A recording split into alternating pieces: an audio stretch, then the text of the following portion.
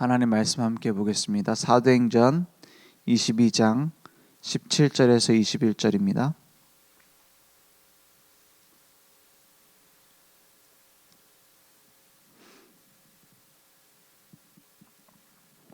사도행전 22장 17절에서 21절, 제가 한 절, 여러분이 한 절 교독하겠습니다.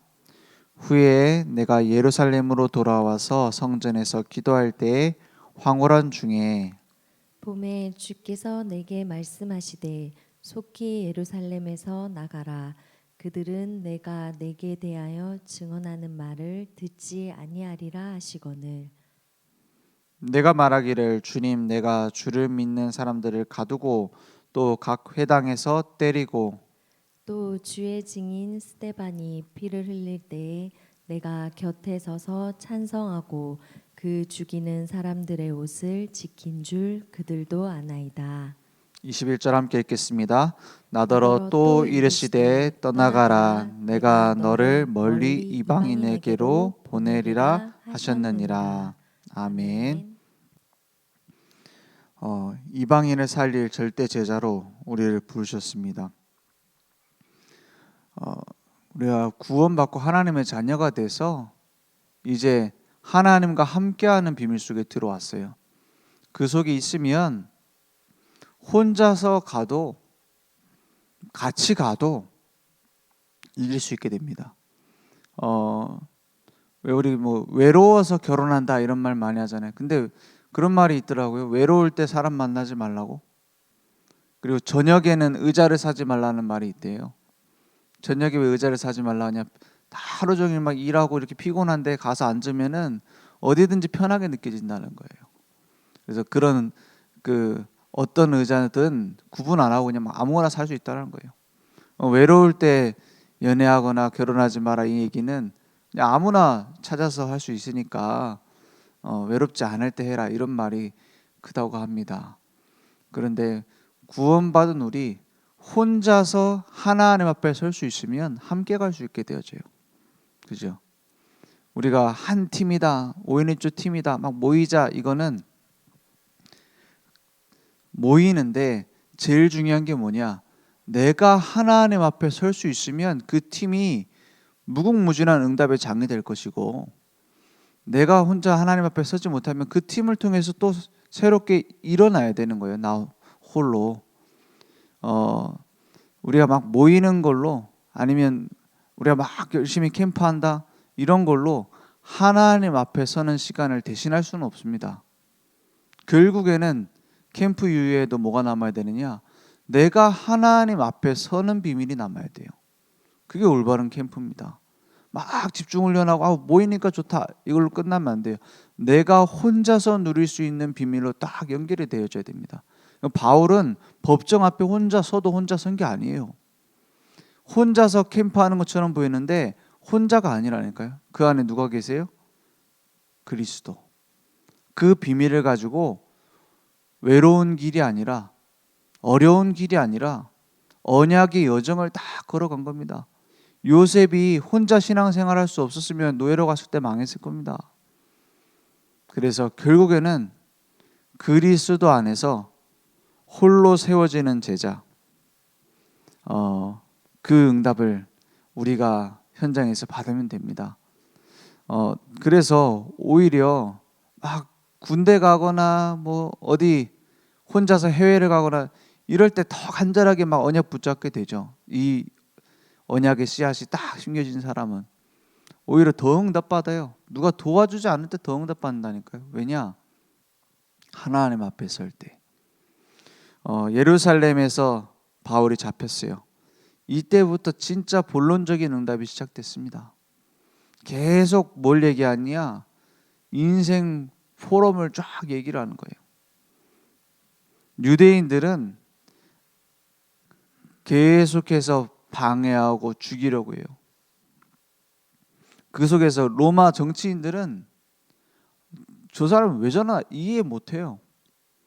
중요한 건 바울이 계속 변론하는 내용이 뭐냐? 이 얘기를 계속 반복해서 얘기합니다. 자기가 유대인 중인 유대인이었는데 그 속에서 핍박자 중에서도 핍박자였는데 그런 나를 구원하기 위해서 비춰진 생명의 빛, 다메섹에서 만난 그리스도, 그의 길 계속하는 거예요.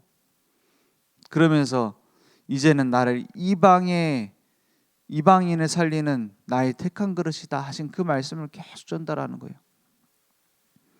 그러니까 결국에는 이 증언이 로마에서 237 나라로 계속 파급되어지는 겁니다. 바울의 과거가, 핍박자였던 과거가 오히려 증거거리가 돼버렸어요. 증언의 발판이 돼버렸어요.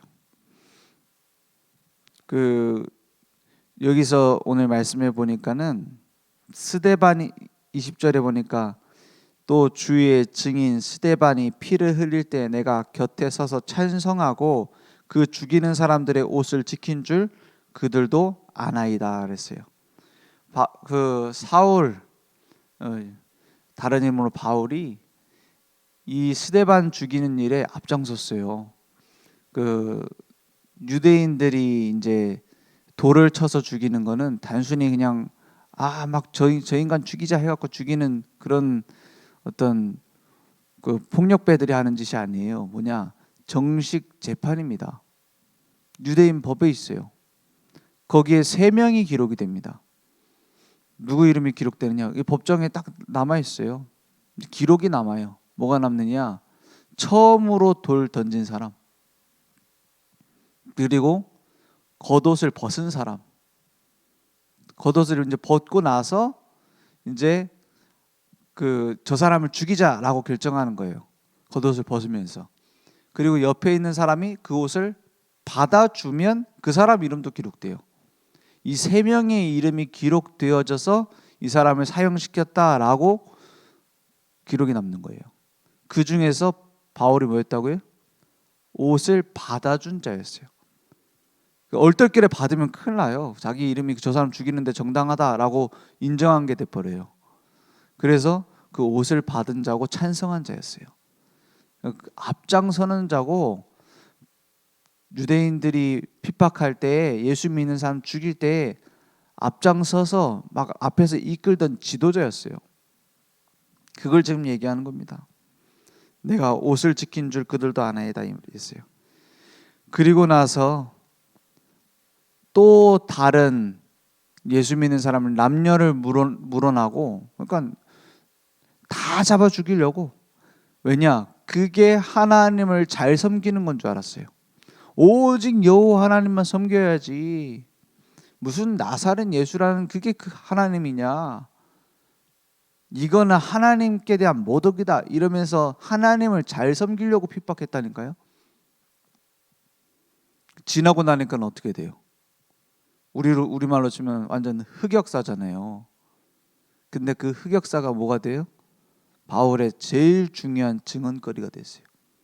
바울이 오히려 엘리트 중에 엘리트였던 바울이 오히려 그리스도께 더 무릎 꿇을 수 있는 발판이 돼 버렸어요. 그죠? 바울이 분명히 스데반 죽일 때 무슨 생각했겠습니까? 스데반의 얼굴이 천사와 같았다 그랬어요. 그래서 마지막으로 이제 스데반이 돌맞아 이제 죽게 됐다. 이때 스데반이 뭐라 그래요? 저들이 하는 게 뭔지 모릅니다. 저들의 죄로 돌리지 마소서 이러잖아요. 내 영혼을 받아달라 기도하고 가잖아요. 천사 같은 얼굴로 가잖아요. 그때 바울은 그걸 어떻게 여겼다고 했어요? 마땅히 여겼다 그랬어요. 마땅히 여겼다 했어요.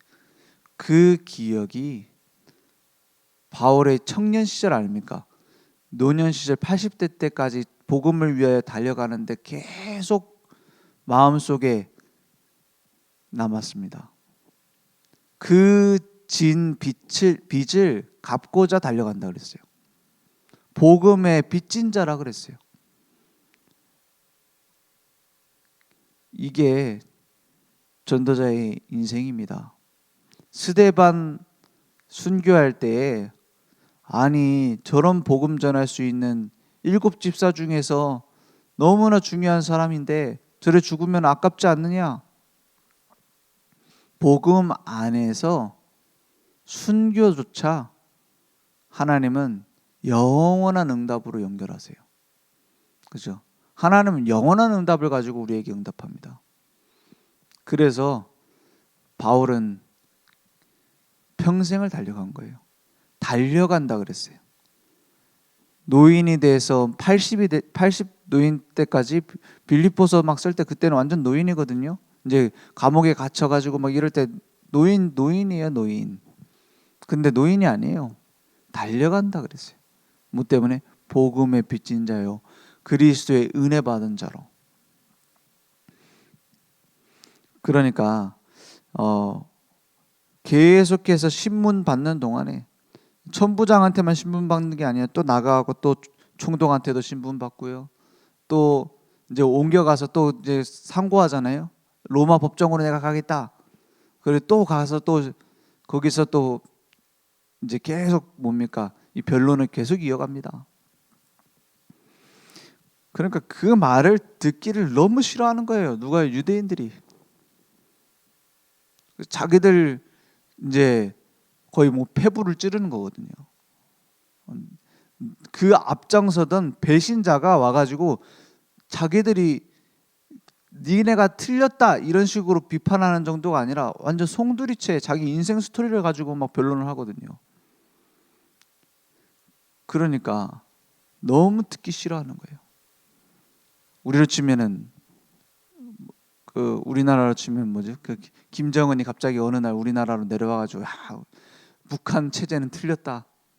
이래가지고 다시 북한으로 가가지고 이제 거기다 이제 뭐 대북 방송하는 거랑 똑같아요. 니네들 북한 그건 틀린 나라니까 그거 고쳐야 된다. 막 김정은이 나와가지고 방송하는 거랑 똑같다니까요. 그런 식으로 완전 괘씸한 거예요. 그 종교인들이 듣기 싫어하는 말입니다. 그래서 자세히 보면은 뭐 세상이 듣기 싫어한다 이렇게 볼 수 있지만 뒤에서 사단이 제일 무서워하는 말이 뭐냐?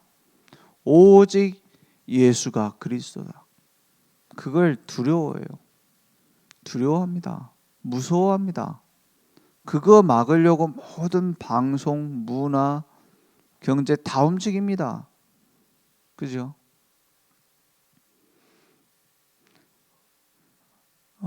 어떤 사람들은 교회는 너무 독선적이다. 너무 자기들만 옳다고 말한다. 그래서 종교 통합 얼마나 많이 얘기합니까?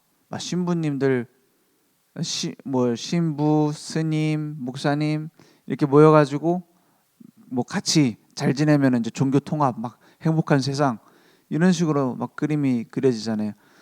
물론 친구 될 수 있습니다. 그죠? 친하게 지낼 수 있다니까요. 그런데 병들어 죽고 있는 사람에게 이 약을 먹어야지만 산다. 그거는 사랑하는 마음으로 전달해 주는 거예요. 당신 틀렸다가 아니라. 그 약만 먹어야지만 삽니까? 다른 약은 약 아닙니까? 이러면 죽어요. 고집이 아닙니다. 독선이 아니라니까요. 지금 죽고 있는데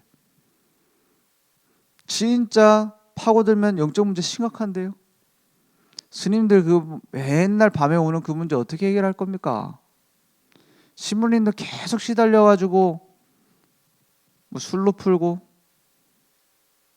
다른 막 뭘로 풀고 그거 어떻게 해결할 겁니까? 그리스도가 필요하잖아요. 그죠? 신부님에게도 그리스도가 필요하고 스님에게도 그리스도가 필요하고 목사님에게도 그리스도가 필요합니다. 그리스도 없으면 죽어요. 그 그리스도가 누구냐? 이걸 찾는 게 결국에는 종교 아닙니까? 내 인생의 그리스도를 찾으려고, 내 인생의 문제 해결자를 찾으려고. 그런데 그 문제를 해결하려면 최소한 사람과 사람이 결혼한 남자의 후손으로는 안 된다 이 말이에요. 여자의 후손 그리스도가 오셔서 처녀가 잉태하여 그 아들 낳으리니 이름을 임마누엘 하리라. 그분이 오셔서 우리를 위해서 대신 죽으셔야 돼요. 죄값을 치러야 돼요. 죽음에 묶여 있으면 안 됩니다. 죽음을 이기고 부활하셔야 돼요. 이 정도 자격은 돼야 그리스도다 이 말이에요. 근데 우리가 그 그리스도를 찾아보니 2000년 전에 오신 예수님이시더라 이 말인 거죠. 그게 어떻게 고집입니까? 찾았다라는 것이지. 그렇지 않습니까? 다른 데 있습니까? 그러면 그분을 믿으셔도 됩니다. 이 일을 했다면. 만약에 석가모니가 우리를 위해서 처녀의 몸에 태어나셔 대신해서 죽고 다시 살아났다면 석가모니 그리스도 믿으면 됩니다. 그거야말로 종교 대통합이죠. 그렇지 않겠습니까? 만약에 마리아가 진짜 원죄가 없다, 우리를 대신해서 죽고 다시 살아났다, 그러면 마리아도 믿어도 됩니다. 근데 역사상의 증거, 그리스도 그분이 한 분이라고 말하고 있어요. 그죠? 예수님이 그리스도라고 말하고 있어요. 그걸 증언하지 않으면 안 되는 거예요. 그걸 증언할 책임도 우리에게 있는 겁니다. 예를 들어서 학자가 지금 지진 나가지고 막 어디가 화산이 폭발한다 이걸 정보를 알았어요. 말 안 하고 입국 닫고 자기 혼자 피난 가면 그 학자도 책임져야 돼요. 그렇지 않습니까? 그 책임이 내게 있다니까요. 그걸 말해주는 게 바울이 평생 달려갈 길이었어요. 그리스도를 발견하고 멈추지 않고 전달한 겁니다. 그러니까 오히려 세상을 살리는 응답의 문들이 계속 열렸어요. 에베소서 2장 1절에 보니까 그는 허물과 죄로 죽었던 너희를 살리셨도다 했어요. 죽을 뻔한 나를 살린 게 아니에요. 죽어 있는 나를 살렸어요. 뭘로 인해서요? 죄의 허물로. 허물은 내 이제 스스로 짓는 죄를 말하고 죄는 원죄를 말하죠. 하나님 떠나 이제 내가 어떻게 해결합니까? 누가 와야지 해결되죠. 그분이 그리스도라는 말이에요. 그 생명 비밀로 살리는 겁니다. 어디에서 해방시켜요? 이제 살리는 운동, 해방시키는 운동인데 공중의 권세 잡은 자에게 잡혀 있었다 했어요. 2절에 보니까 공중의 권세 잡은 자를 공중의 권세 잡은 자를 따라가고 있었어요. 불순종의 아들들 가운데서 역사하는 영 사단 아닙니까? 3절에 보니까 그래서 우리가 어떤 상태 됐느냐? 본질상 진노의 자녀가 됐어요. 아니 육체의 욕심을 따라 지내는 게 그게 뭐 그렇게 잘못됐습니까? 요즘 제일 많이 말하는 거잖아요. 네가 진짜 원하는 게 뭐야? 네가 가지고 있는 욕심이 뭐야? 그걸 찾아내서 그걸 이루는 인생을 살아야 돼 라고 말하잖아요. 네가 주인 돼야 돼 말하잖아요. 그게 뭐 잘못했습니까? 내가 그럼 먹고 싶은 거 못 먹습니까? 나 오늘은 잔치국수 먹고 싶은데 그거 먹으면 안 됩니까? 원하는 대로 사는 거. 그 말이 아니에요. 인생의 주인이 누구냐는 거예요. 내가 주인이냐 하나님이 주인이시냐. 그걸 못 보고 계속 달려가니까 결국에는 누구한테 붙잡혀 있는 상태다 이 말이에요. 그게 결국엔 마귀의 손에서 못 벗어나고 있는 상태다 이 말이에요. 내가 주인인 줄 알았는데 사실은 마귀가 주인이고 막 날 끌고 가고 있는 거예요. 그죠? 거기에서 해방시키는 겁니다. 6절에 이제 새로운 소망을 주는 겁니다. 그리스도 예수 안에서 함께 하늘에 앉히시니 우리의 배경이 지옥처럼 살다 지옥 갈 수밖에 없는 지옥 배경의 상태였어요. 저는 예전에 그렇게 생각했다니까요. 내가 교회 다니는 거 보니까 너무 힘들어 보여. 부모님 따라서 계속 교회 가는데 교회 가니까 맨날 주일날 가고 막 힘들어. 그래서 무슨 생각했냐면 그런데 또 선생님들이 얘기하는 그 지옥은 너무 무서운 거예요. 그 약간 막 지옥 막 강조하고 그러잖아요. 막 지옥 가면 이렇게 무섭다 막 이러면서. 그러니까 어떻게 하기로 생각을 했느냐? 내가 이제 혼자서 이제 교회 안 갈 수 있을 나이가 되면 교회를 안 갈 거다. 그런데 이제 죽기 전에는 다시 예수님 믿어야지. 이렇게 생각했다니까요. 교회 가서 뭐 좋을 건 없는 것 같은데 그 지옥은 가기 무서우니까 그렇게 어릴 때 생각을 했었어요.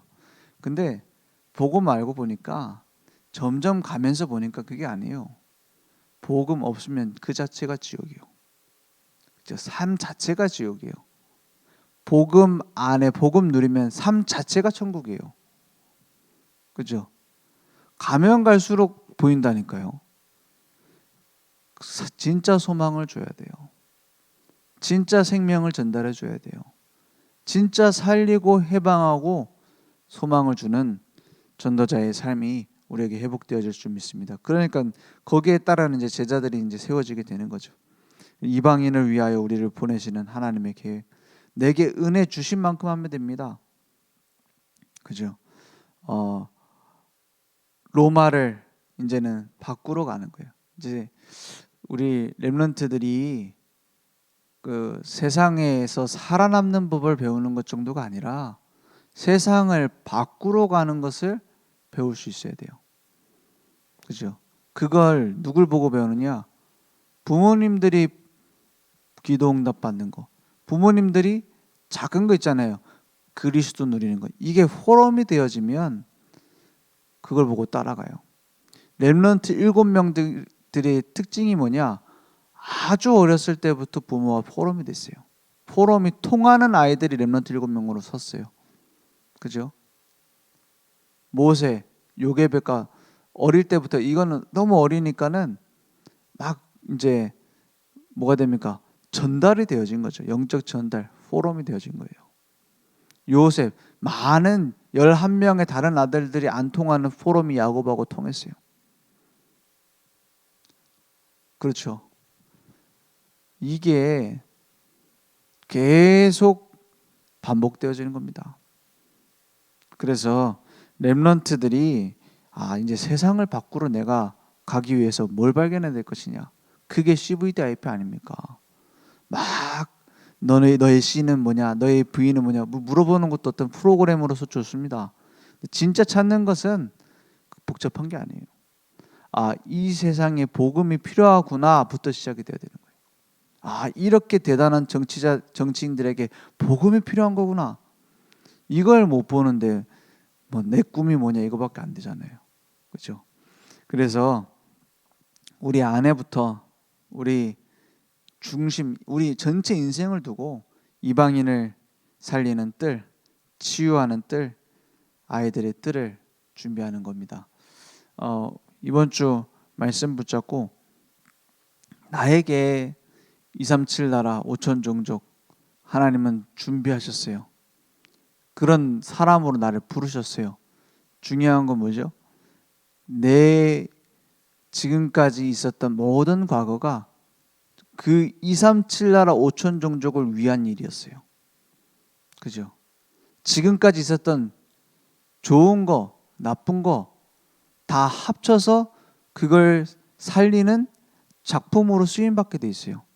그것을 우리는 발견하는 겁니다. 날마다 막 우리가 복음 전하러 다니자, 복음을 어떤 황금어장에 전하자 그런 것들이 다 필요합니다. 중요한 건 뭐냐? 내가 누구냐는 의미를 발견하는 겁니다. 하나님은 살아계시기 때문에 하나님께서 일하실 겁니다. 기도하겠습니다. 하나님 감사합니다. 오늘 이방인 살리는 절대 제자로 우리를 부르셨습니다. 우리의 모든 문제, 사건, 과거 다 합쳐서 하나님의 계획을 이루심을 믿습니다. 오늘 그 의미를 발견하는 기도 속에 날마다 하나님께서 사용하시는 전도자 그 축복을 발견할 수 있도록 역사해 주시옵소서.